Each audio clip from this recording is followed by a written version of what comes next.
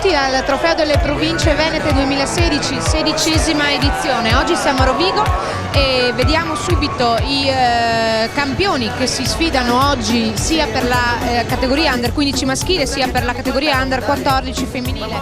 Ieri si sono svolti, come abbiamo detto, i gironi di qualificazione che hanno appunto delineato i tabelloni di oggi, ma vediamo. Allora subito, in questo momento sta per iniziare la finalissima tra Trento e Padova per appunto i campioni dell'Under 15 maschile, mentre il terzo posto è andato a Treviso, che ha vinto contro il Vicenza, la rappresentativa vicentina, per 2-1. Nell'Under 14 femminile invece a seguire di questo match ci sarà Vicenza-Verona alle 17 e il terzo posto è andato a Padova, che ha vinto contro il Venezia per 2-1.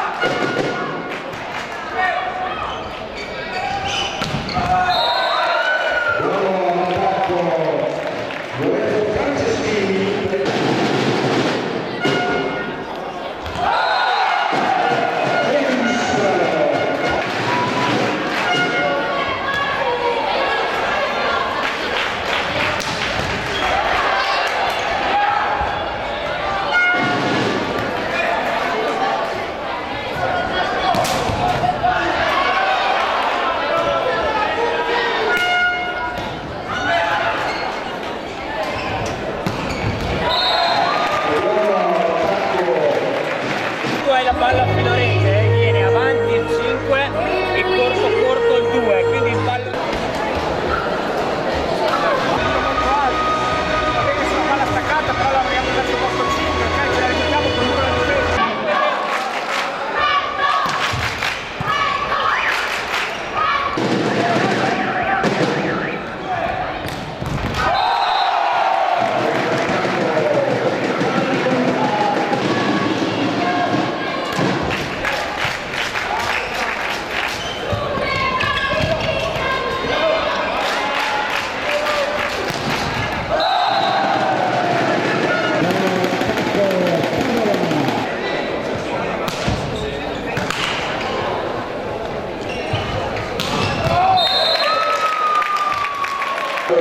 Lorenzo Francescini.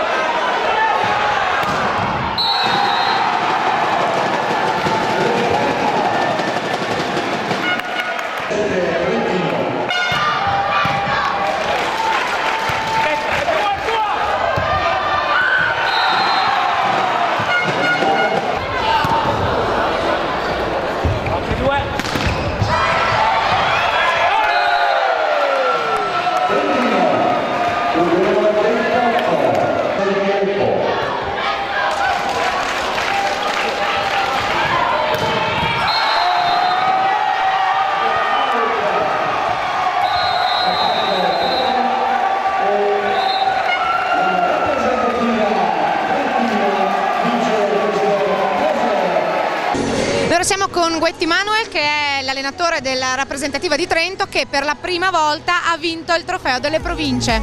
Allora Manuel, cosa ci racconti?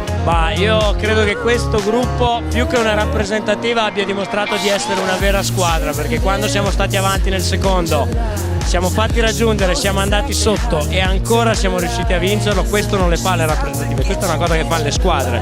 Perfetto, quindi un gioco di squadra e un secondo set difficile. Cosa è stato secondo te quello che ha dato il là per chiudere? Un pochino di fortuna, quella ci vuole sempre, ma soprattutto tanta determinazione e tanta voglia di vincere da parte di questi ragazzi, perché noi li abbiamo portati qua e basta, il resto l'hanno fatto loro. E allora complimenti ragazzi. Allora siamo con Natascia Vianello, che è la presidente della FIPA Rovigo, che quest'anno ospita il trofeo delle province 2016. Natascia, 2 giorni di intensa festa per il volley giovanile, ma che è iniziata già venerdì, raccontaci. Sì, abbiamo iniziato venerdì, dopo 16 anni abbiamo voluto ospitare il trofeo con una novità. La novità è stata la sfilata, alla quale hanno partecipato tutte le rappresentative e hanno fatto il giro del centro storico di Rovigo, grazie allo staff di FIPA Rovigo, composto da arbitri e allenatori di varietà, che mi hanno veramente dato una mano per mesi nell'ambito dell'organizzazione, oltre alle 8 società sportive che hanno dato una mano ospitando proprio nei loro impianti tutte le varie gare, e la società che ha messo a disposizione il campo di Serie A, dove adesso andremo a vedere la finale del femminile.